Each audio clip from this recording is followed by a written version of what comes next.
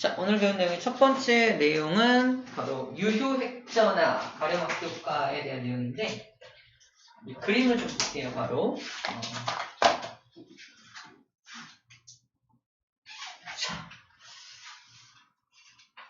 이 그림입니다. 첫 번째 내용인데요. 그냥 다짜고짜 얘가 누구야? 라고 물어보면 여러분 뭘 찾아야 돼요? 누구야? 전자가 몇 개인지 세면 돼요. 전자가 총 몇 개 있어? 눈에 보이는 것만 4개 있죠? 원자번호 4번이야. 그럼 플러스 몇 개 있어? 4가 되겠죠? 누구야? 베릴륨이에요. 원자번호 4번이야. 라고 딱 쓰면 됩니다. 이거를 어떤 단서가 나오든 바로 딱 보고 누군지 찾아내는 게 우리가 제일 먼저 갖춰야 될 능력이야. 우리가 문제를 풀 때 앞으로 A, B, C, D, E 막 이렇게 준다고. 얘가 누군지 안 줘요. 그때 어떤 단서를 통해서 누군지 알아내야 됩니다. 제일 가장 간단한 거, 전자의 개수 또는 양성자의 개수를 가지고 원자번호 알아내는 거. 자, 중요한 건 이 바깥에 있는 이 녀석을 한번 봐봐. 얘를 이름하여 원자가 전자라고 불러주는데, 알고 있죠? 얘가 지금 플러스 4가 얘를 잡아당길 거 아니에요? 그때 얘가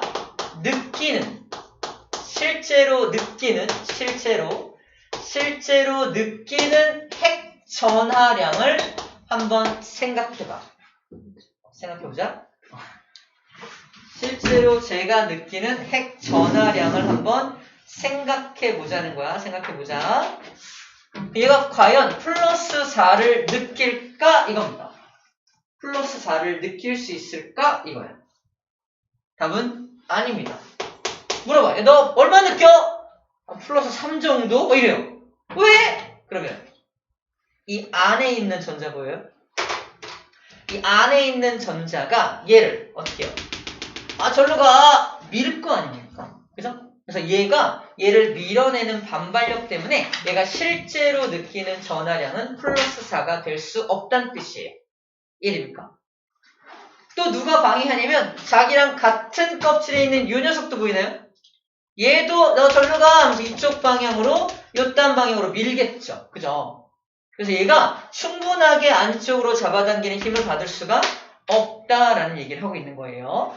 자, 용어 정리하면 이 원자과 전자가 실제로 느끼는 핵 전하량을 다른 말로 유효한 플러스 4가 다 적용되지 않고 그 중에서 빠질 거 빠지고 유효한 핵 전하량, 유효핵전화라는 말을 씁니다. 유효핵전화. 유효핵전화를 결정하는 건 이 전자들 때문에 방해받는 거지. 이 전자들이 얘를 막습니다. 전자가 얘네를 막는 효과를 가려막기 효과라고 불러주는 거예요. 가려막기 효과. 자, 가려막기 효과를 일으키는 건 전자들이죠. 근데 전자의 종류가 1번 전자와 2번 전자로 나눠집니다. 1번 전자는 어떤 전자? 안쪽 껍질에 있는 전자. 안쪽 껍질에 있다 보니까 나를 어느 방향으로 밀어? 완전 반대 방향으로 밀겠죠. 2번 전자는 같은 껍질에 있는 전자. 얘도 전자니까 반발력이 작용하잖아. 하지만 반발력이 어느 방향? 완전 반대쪽으로 밀지 않고 옆에 방향으로 밀잖아. 그래서 1번 전자와 2번 전자 중에 누가 더 가려막기 효과가 크냐? 라고 물어봐요. 누가 더 클 것 같아요? 1번이 크겠죠. 안쪽 전자 껍질에 있는 저 전자가 훨씬 더 큰 가려막기 효과를 일으키게 됩니다. 얘가 느끼는 유효핵전화는 플러스 4보다는 작겠죠. 얼마인지 몰라. 계산할 수는 없어. 하지만 중요한 건 플러스 4는 아니다. 플러스 4보다는 작아지게 될 겁니다. 라고 이야기해주면 됩니다. 유효핵전화는 플러스 4보다는 작겠네요. 안쪽에, 바깥쪽에, 안쪽과 같은 껍질에 가려막기 효과가 있기 때문에 그렇습니다. 라고 말해주면 됩니다. 그렇죠? 두 가지 용어 정리를 한 겁니다. 누가 더 큰 영향력을 끼치는지도 정리를 좀 해준 내용이에요. 이 첫 번째 내용입니다. 자, 그래서 예를 들어서 이 세 가지 물질을 딱 준 다음에 가려막기 효과를 고려하여 얘네가 느끼는 실제 전하량이 얼마니? 라고 물어본다면 봐봐. 수소 같은 경우는 플러스 1이 잡아당기죠? 얘는 전자가 안쪽과 같은 껍질에 전자가 있어 없어? 가려막기 효과가 전혀 없는 거야. 그래서 핵전하가 1인데 네가 느끼는 유효핵전하가 얼마야? 1이요. 라고 말하고 있는 거라고. 가려먹기 효과가 전혀 없기 때문입니다. 맞나요? 두 번째, 헬륨입니다. 원자과 전자한테 야, 너 플러스 2의 전하량을 받고 있니 실제로? 아니, 얘가 나를 가려먹기 효과를 살짝 하고 있죠. 그래서 플러스 2보다는 조금 더 작은 값이 나옵니다. 이 값을 구하라고 나오진 않아. 좀 작다는 것만 기억하면 됩니다. 얘도 마찬가지예요. 원자과 전자한테 항상 물어봐. 이 안쪽의 전자도 물어볼 수 있지만 항상 우리의 포인트는 원자과 전자한테 먼저 물어봅니다. 원자과 전자한테 야, 너 플러스 8 느껴? 아니, 안쪽의 녀석들도 날 겁나 강의하고 같은 껍질에 우와 5마리나 있어요. 그죠? 나를 굉장히 많이 방해할 거 아니야? 그래서 플러스 8을 느끼지 못하고 4.5밖에 못 느끼는 거 보이나요? 가려먹기 효과가 엄청 크구나 라는 걸 볼 수가 있습니다. 정확하게는 플러스 8보다 작다, 플러스 2보다 작다라는 표현을 쓰는 게 더 정확합니다. 우리가 이걸 기억할 순 없어요. 혼자 공부할 때 이거 외우는 친구들인데 절대 그럴 필요 없습니다. 1.7이었어. 아니 4.4였나? 이거 아니야. 그렇게 하는 거 아니야. 얘기하는 거야. 자, 이걸 유효액전화 그리고 가려먹기 효과의 개념을 이 예를 통해서 다시 한번 살펴봤습니다. 자, 이런 유효액전화는 주기성을 가집니다. 주기성을 가진다는 게 무슨 말이냐면은 이 표를 보기 앞서서 이렇게 좀 봐볼까? 잠깐만요. 좋은 그림이 있을 텐데.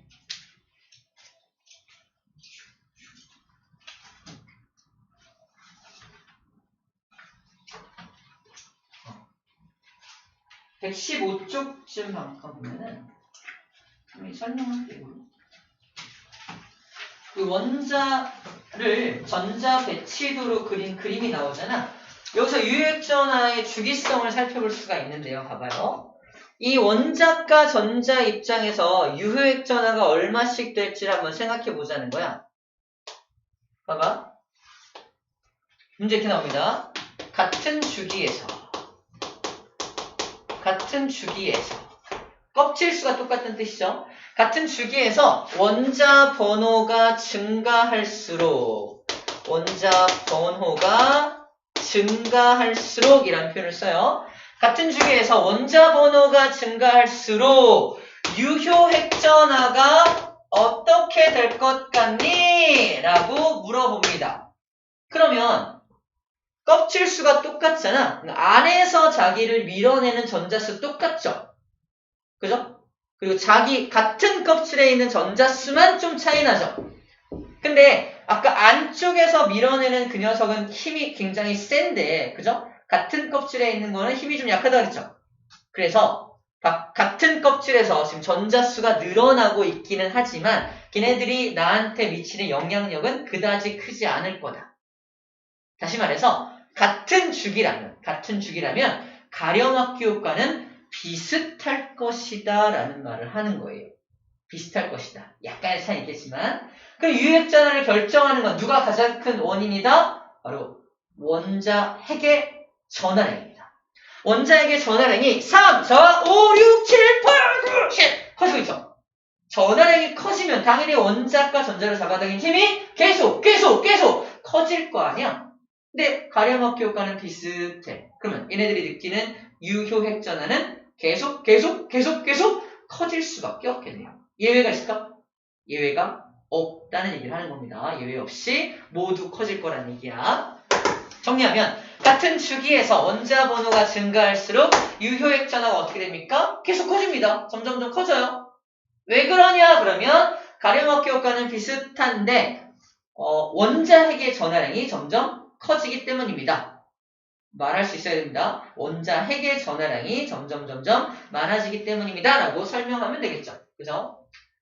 두 번째, 자, 원자과 전자들 입장에서 마찬가지로 3주기도 같은 주기에서 원자 번호가 증가할수록 자, 얘네들도 다 뭐가 똑같아요. 같은 주기라면 가려먹기 효과는 비슷하겠죠. 근데 마찬가지로 유효핵전화는 점점 증가합니다. 왜? 원자핵의 전하량이 점점 커지고 있으니까. 점점 커지게 됩니다. 자, 같은 주기일 때는 이제 어떤 규칙성을 알아냈어요. 자, 이제 같은 촉을 한번 생각해보자. 같은 촉. 같은 족에서는 어떻게 될까요? 같은 족에서는. 좀 예외가 있을 수는 있겠지만 17쪽만 본다면 자, 네가 느끼는 유액전은 얼마야? 9보다 좀 작아요. 넌 얼마야? 17보다 좀 작아요. 얼마나 작아지는지 알 수는 없겠죠? 중요한 건 뭐냐면 같은 족은 원자 번호가 무려 8개 차이 나요. 다시 말해서 양성자계수 다시 말해서 원자 핵의 전하량은 8개가 커지는 건데 껍질은 몇 개만 증가한다? 하나만 증가하죠.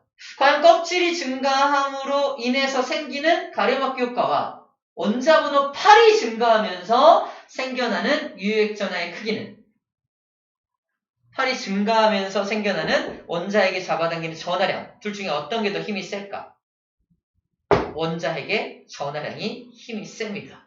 그래서 같은 족에서도 잘 들어. 같은 족에서도 원자 번호가 증가함에 따라 잘 들어. 얘가 원자 번호 증가한 거야. 9번에서 17번으로 증가한 거잖아. 저 같은 족에서도 원자 번호가 증가함에 따라서 유효핵 전하가 커집니다. 자, 방금 봤던 걸 정리한 표가 이 표라고 보면 되겠습니다. 어디 갔어? 이거예요. 자, 파란색은 2주기, 빨간색은 3주기입니다. 2주기, 3주기. 자, 방금 했던 얘기를 그래프를 보고 다시 한번 얘기해 볼게요. 같은 주기에서 원자 번호가 증가함에 따라 유효핵 전하는 점점 커진다. 맞죠? 예외가 없죠. 3주기에서도 원자 번호가 증가함에 따라 유효핵 전하가 커지고 있다. 맞죠? 변함이 없죠. 예외가 없습니다. 그리고 2주기와 3주기 중에서 아까 우리 비교했던 건 얘랑 얘였죠? 같은 족에서도 원자 번호가 증가함에 따라서 뭐가 커지고 있어? 유효핵 전하가 더 크네요, 얘보다. 그죠? 보이나요? 유효핵 전하가 더 크다는 걸 볼 수가 있습니다. 그죠? 같은 족일 때. 근데 이건 달라. 이건 틀려. 틀린 거. 3주기 녀석들은 무조건 그럼 2주기 녀석보다 유효핵 전하가 크다. 이거 맞는 말일까? 3주기 중에 나트륨 있죠? 2주기 중에 산소 있잖아. 누가 더 커요? 산소가 더 크네. 이거만 알 수 있잖아. 이거. 둘이 다르잖아요. 그래서 무조건 주기별로 비교해서는 안 되고 주기와 주기를 비교할 때는 같은 족일 때만 비교 가능하고요. 다른 것들은 이 예외를 모두 기억할 수는 없습니다. 그래서 이 패턴을 좀 기억해야 되고 이건 아니겠구나. 아닌 것도 있겠구나. 라고 요 그래프를 기억해서 아닌 것도 있어. 이 주기가 더 높은 것도 있어. 유액 전하가. 이런 식으로 생각해 줘야 돼요. 나트륨 같은 경우는 껍질이 많아지긴 하지만 그러니까 얘랑은 원자 번호는 3밖에 차이 안 나죠. 근데 껍질이 하나 차이 나잖아. 그런 경우는 껍질이 더 우세한 거야. 껍질로 인한 가려막기 효과가 훨씬 더 우세하기 때문에 유효핵 전하가 줄어든 겁니다. 이해죠? 이런 패턴이 나타날 수 있구나라는 정도로 기억해 주면 돼요. 이럴 수 있구나. 하나하나 누구보다 커. 이거 이렇게 하는 거 아니야? 이럴 수 있구나라고. 그래서 이 그래프를 기억해서 나중에 옆으로 쭉 그어가지고 마그네슘하고 질소 중에 질소가 좀 더 컸었어. 이런 정도 느낌만 좀 가져주면 될 것 같아요. 이걸 뭐 실질적으로 엄청 막 빡세게 비교하는 문제가 출제되지는 않습니다. 자, 여기까지가 유효핵 전하의 주기성에 대한 내용입니다. 첫 번째 내용은 끝이네요. 1번 내용이에요. 자, 1번을 통해서 유효핵 전하가 뭔지 정확히 이해했다면 이제 원자 반지름에 대한 이해를 완전 간단하게 할 수 있어요. 원자 반지름. 자, 일단 포인트 첫 번째. 원자를 반지름을 잴 수 있을까? 우리가 그동안 배웠던 바로 앞전에 배웠던 원자 모형이 무슨 모형이야? 오비탈 모형이죠. 오비탈이 뭐야? 원자핵 주위에 전자가 막 어딘지 모르겠지만 확률적으로 어딘가 있다는 거잖아. 딱 잡아놓고 공처럼 반지름 잴 수 있냐고. 이게 안 된다는 겁니다. 그래서 아이디어가 필요해. 그 아이디어가 바로 이 아이디어입니다. 안녕. 분자를 잡아요. 분자. 원자를 잴 수는 없어. 근데 분자를 잡아놓으면 둘이 결합돼 있을 거 아니야? 결합돼 있는 놈을 잡아놓고 나서 자, 원자 반지름을 재려면 전자부터 원자핵까지 이 길이를 재야 되는데 이거 불가능하잖아. 근데 분자를 준비하면 원자핵과 원자핵 사이의 거리는 잴 수가 있습니다. 왜? 질량이 엄청 크거든 얘네들이. 이거를 포인트를 잡아서 원자핵과 원자핵 사이의 길이를 잴 수 있어? 그걸 반 자르면 이만큼이네. 원자 반지름이네 라고 하는 거예요. 그래서 분자를 준비한 다음에 원자 핵 사이의 거리를 잰 다음에 그걸 반 자르면 원자 반지름을 잴 수 있습니다. 금속 결합도 마찬가지야. 금속 결합도 원자핵, 원자핵 사이의 거리를 잰 다음에 그 반 자르면 바로 원자 반지름을 잴 수 있다는 겁니다. 포인트는 뭐냐면 원자의 반지름을 잴 수 있다 없다? 가능하다. 가능하다라는 말을 하고 있는 거야 지금. 그래서 원자 반지름의 주기성에 대한 얘기를 논할 수 있다라는 말을 하고 있는 겁니다. 우리 그냥 원자 반지름 잴 수 있어 그러면 오비탈인데 어떻게 재하고 끝내고 공부 안 해버리지 말라는 얘기입니다. 잴 수 있다. 잴 수 있으니까 이제 원자 반지름, 이온 반지름을 재서 그 주기성을 비교할 수 있다라는 얘기를 하고 있는 거예요. 수소 원자 반지름이 37 피코미터 이걸 기억하라는 얘기가 아니라고. 그죠? 이걸 외워야 돼 이게 아니라고요. 그거 아니라는 얘기 하고 있는 거예요. 잴 수 있다라는 말을 하고 있는 겁니다. 그러면 주기성을 한번 살펴봅시다. 자, 이겁니다. 자, 리튬, 베릴륨, 붕소, 탄소를 지금 제시하고 있는데 그림이 어때요? 점점 작아지고 있죠. 왜 그럴까요? 유효액 전하가 증가하니까. 봐봐. 둘 다 껍질, 다 이죽이잖아. 전부 이죽이니까 껍질 두 개죠. 껍질이 두 개가 있는데 가운데 있는 원자 핵이 걔네들을 얼마나 세게 잡아당기냐가 원자 반지름을 결정하는 중요한 요소다라는 얘기를 하고 있는 겁니다. 그래서 더 세게, 엄청 세게 잡아당기는 게 얘잖아. 더 세게 잡아당기니까 원자 반지름이 더 작아져 있는 모습을 보여주고 있어요.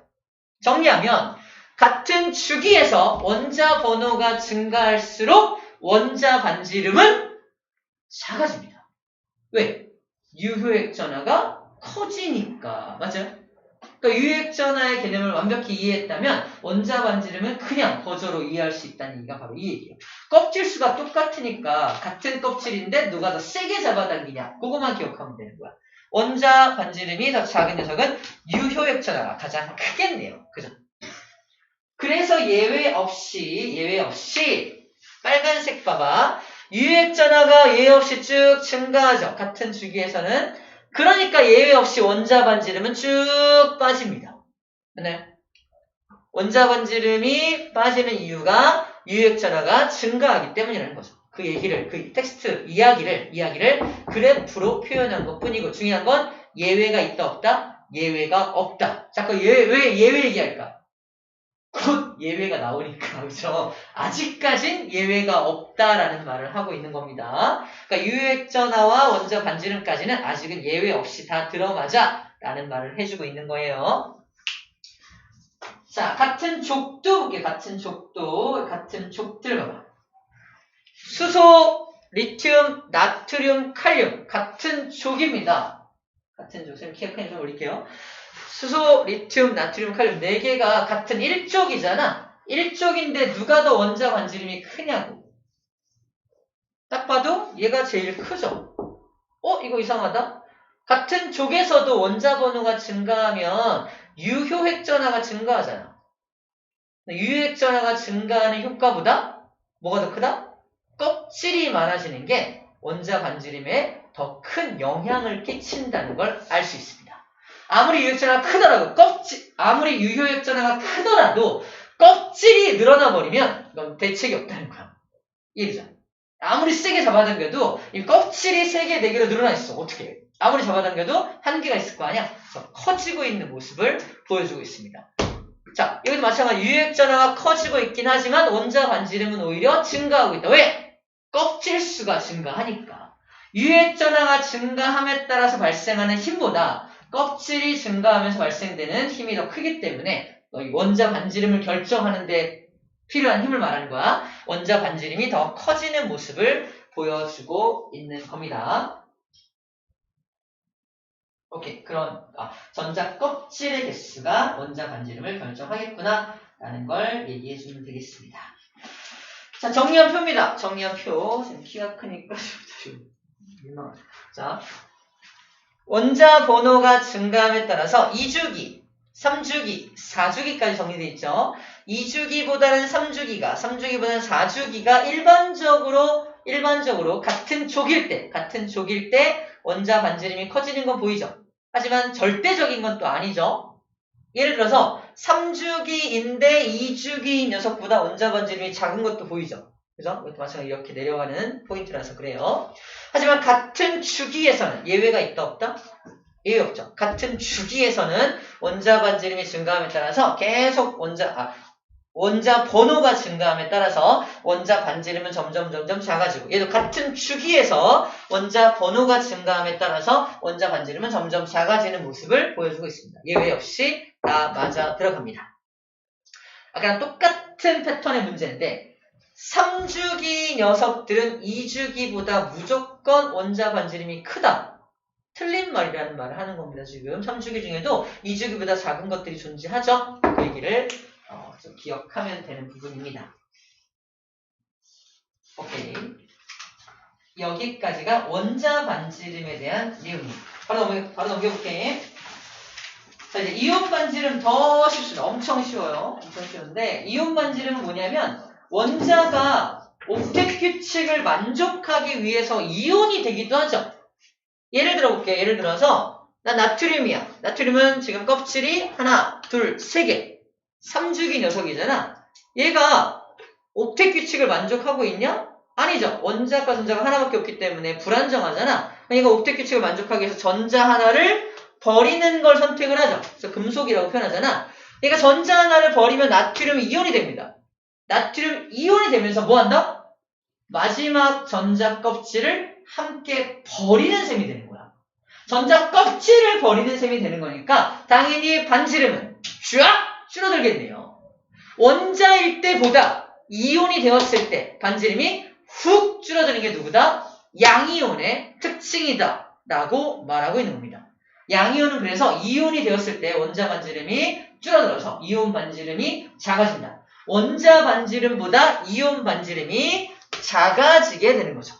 네. 원자 반지름보다 이온 반지름이 작아지게 된다라는 말을 해주고 있는 겁니다. 왜? 껍질 자체가 사라져버리니까. 하지만 음이온 같은 경우는 자, 예를 들어 9번 플루오린이야. 원자과 전자가 7개야. 몇 개 부족해? 하나 부족하잖아. 전자 하나를 끌고 옵니다. 어떻게 될까? 전자들 간의 반발력 때문에 걔가 들어오면서 쭉 늘어나는 거야. 예를 들어 이렇게 설명하는데 여기 7명이서 수건 돌리기 놀이를 하고 있었는데 한 명이 더 하겠대. 어떻게 해야 돼? 어이, 봤어?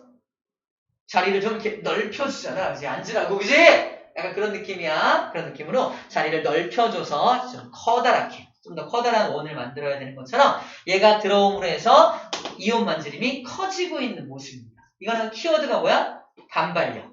얘는 키워드가 뭐야? 껍질이 사라지는 거. 그죠? 껍질이 사라져서 이온 반지름이 작아지는 거고, 얘는 전자가 들어옴으로 해서 반발력이 증가하니까 이온 반지름은 더 커지게 되는 겁니다.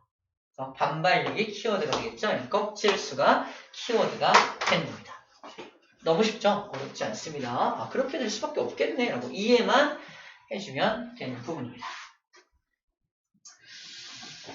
자, 그래서 이 세 개를 이제 실제 시험 문제 나오는 이거를 잠깐 볼게요. 양이온 먼저 보자. 자, 뭘 비교할 거냐면 나트륨 이온, 마그네슘 이온, 알루미늄 이온인데 세 개의 공통점이 있다? 이미 이온이 됐다는 건 안정적이 됐다는 거고 껍질 수가 같아졌다는 거야. 보이나요? 얘도 원래는 3주기인데 껍질을 버려서 2주기처럼 된 거죠. 얘도 3주기인데 하나 버린 거고 얘도 한 3주기인데 하나 버린 거잖아. 껍질 수가 모두 같다는 게 포인트야. 껍질 수가 모두 같을 때 반지름을 비교하래. 이제 뭐만 비교하면 돼? 유효 획전화만 비교하면 돼. 즉 원자 번호가 큰 녀석이 더 작겠네요. 반지름이. 원자 번호 누가 제일 커? 알루미늄의 원자 번호가 제일 크죠. 그러므로 가장 크기는 작겠네. 졸다가 곧 작겠네. 미안해. 참 안 돼. 작겠네. 그죠? 유액전하를 비교해주면 됩니다. 그래서 화살표가, 부등호가 이렇게 표현이 되어 있는 거예요. 얘가 제일 커! 얘는 제일 작아. 왜? 그러면 얘가 유액전하가 제일 크니까요 라고 대답해주면 됩니다. 됐나요? 음이온도 마찬가지야. 산소 2-, 플루오린 1-. 공통점은 전자의 개수가 몇 개로 동일해? 10개로 동일해요. 누구와 같은 전자 배치를 하고 있다? 네온과 같은 전자 배치를 하고 있는 이온들이야. 이온들입니다. 선생님 지금 하는 말 무슨 말인지 이해해야 됩니다. 전자가 총 10개가 된 거야. 전자가 총 10개가 됐다는 건 마찬가지로 껍질수도 똑같다는 얘기입니다. 껍질수. 같은 전자수니까 껍질의 개수가 똑같아 둘이. 마찬가지로 누구만 비교하면 돼요. 그러면 원자 번호만 비교하면 되겠죠. 유액전하가 얘가 더 크겠지? 유액전하가 크니까 얘가 이온의 크기는 작아지게 되겠네요. 그죠? 작아지게 되겠네요. 그래서 부등호가 이렇게 그려지게 되는 겁니다. 자, 같은 주기일 땐 이렇게 비교할 수 있겠네요. 이제 같은 족을 볼게요. 리튬 1 플러스, 나트륨 1 플러스, 칼륨 1 플러스, 뭔 차이야?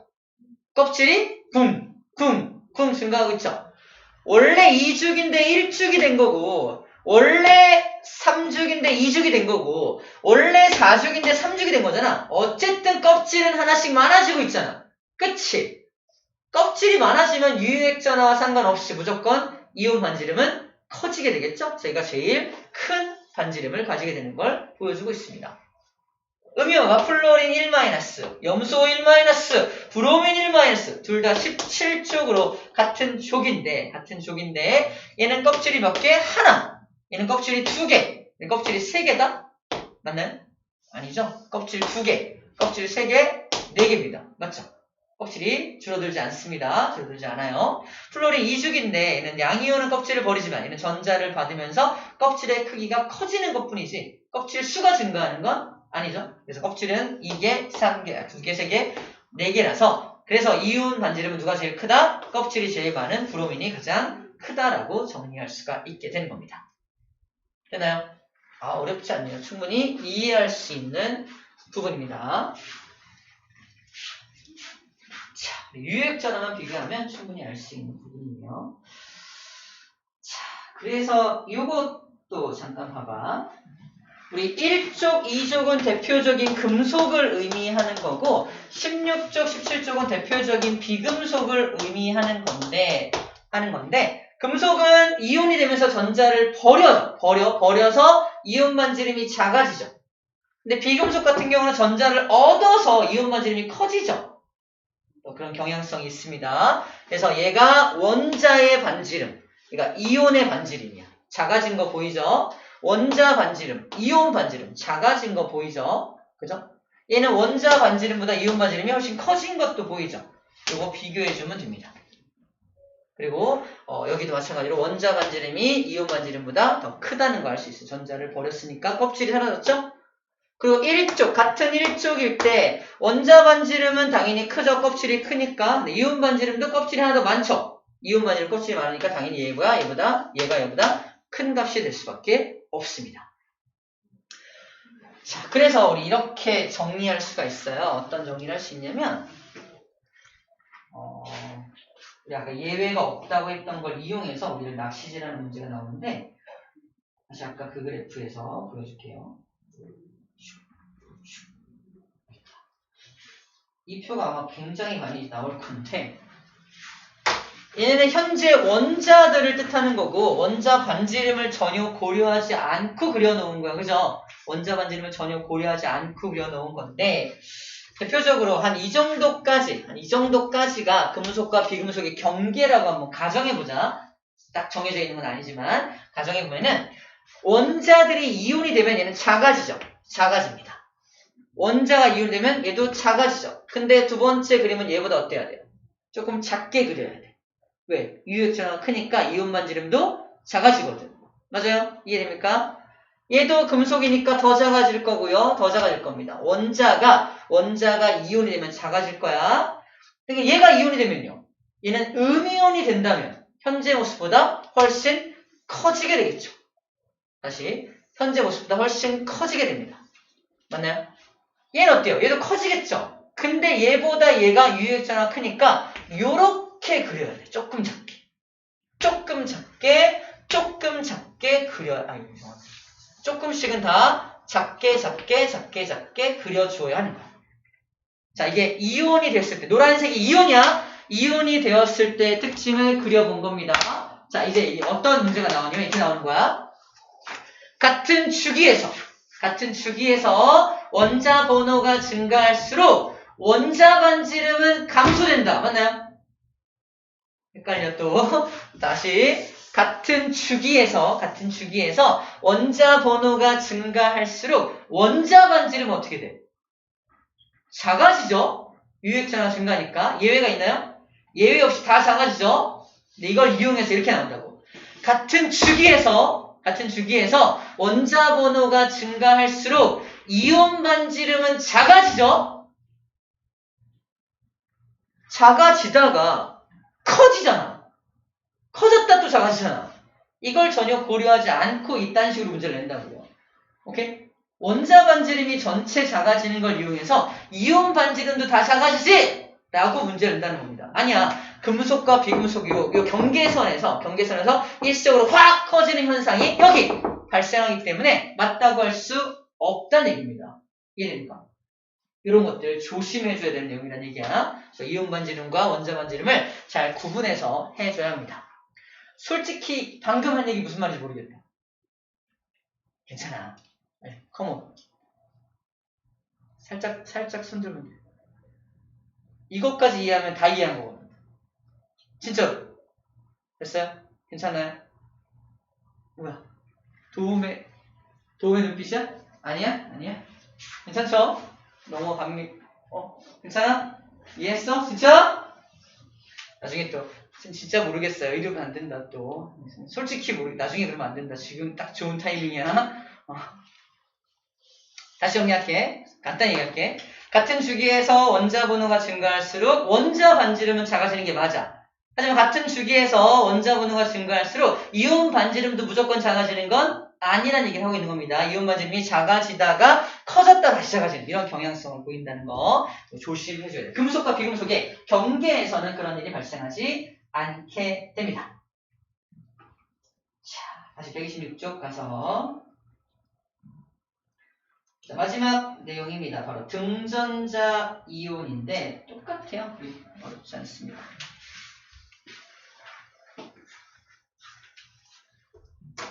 시험 문제입니다. 산소 2-, 플로린 1-, 나트륨 1+, 마그네슘 2+, 4개를 줘요.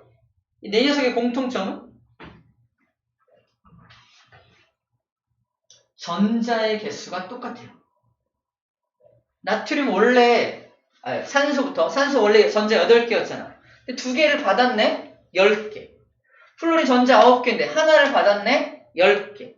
나트륨 원래 전자 11개인데 하나를 버렸네? 10개. 얘는 12개의 전자를 갖고 있는데 2개를 버렸네? 10개. 양이온, 음이온이 막 섞여있지만 결국 이 모든 이온들의 공통점보다 전자수가 동일합니다. 그래서 이것들을 등전자 이온이라고 해요. 등전자 이온. 전자수가 동일한 이온들. 이 등전자 이온을 딱 준 다음에 이온 반지름을 비교하라는 문제가 나옵니다. 전자수가 똑같다는 것만 보면 돼. 전자수가 똑같으니까 껍질수 똑같다. 그럼 뭐만 보면 돼 이제? 유효 핵전화만 보면 돼요. 원자번호 제일 큰 놈이 가장 작겠네요. 그죠? 원자번호 제일 큰 놈이 가장 작겠네. 누가 제일 커? 얘가 제일 크죠. 그래서 가장 작은 모습을 보여주고 있는 겁니다. 원자번호가 제일 작은 놈이 가장 큰 거 보이나요? 당연하죠. 원자번호가 작으니까 유효액전화가 작아서 전자들을 세게 못 잡아당기니까 그러니까 그 크기가 클 수밖에 없겠죠. 그래서 등전자 이온은 전자수가 똑같으니까 유효액전화만 비교해서 이온 반지름을 비교해주면 되는 문제입니다. 어려운 얘기가 아니라는 얘기를 하는 거야. 자, 똑같은 패턴에 황 2-, 염소 1-, 칼륨 1+, 칼슘 2+. 공통점보다 전자수가 같아요. 몇 개로 같죠? 18개로 같죠? 아르곤과 같은 전자 배치를 하는 등전자 이온들입니다. 누가 제일 이온 반지름이 작아? 원자번호 제일 큰 놈이 가장 작겠네요. 이렇게 정리해주면 되는 부분입니다. 자, 오늘 거 쉬워요.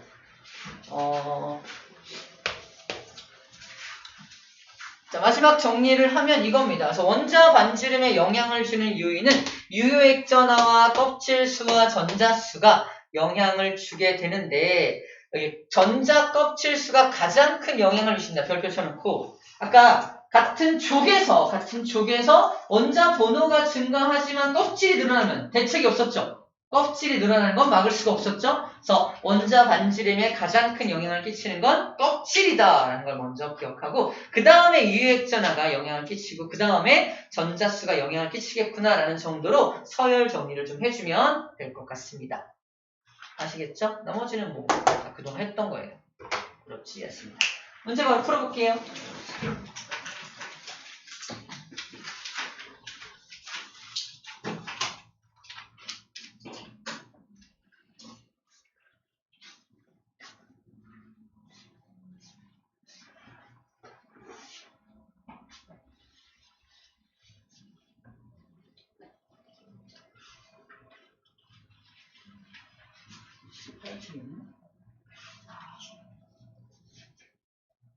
내용은 똑같죠?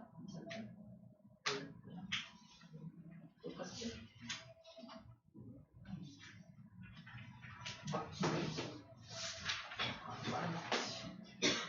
그냥 납치. 집에 입고 있어. 이거 붙이나요?